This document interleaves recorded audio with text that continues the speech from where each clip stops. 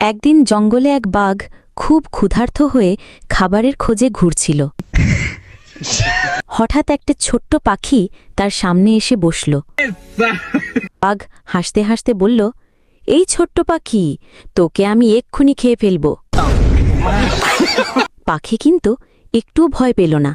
সে শান্তভাবে বলল, বাগদা, আমাকে খেলে তোমার ক্ষুধা মিটবে না, বরং আমি তোমাকে অনেক বড় শিকার ধরতে সাহায্য করব। বাঘ অবাক হয়ে রাজি হয়ে গেল। পাখি তাকে নিয়ে গেল কাছের নদীর ধারে। সেখানে কয়েকটা হরিণ পানি খাচ্ছিল।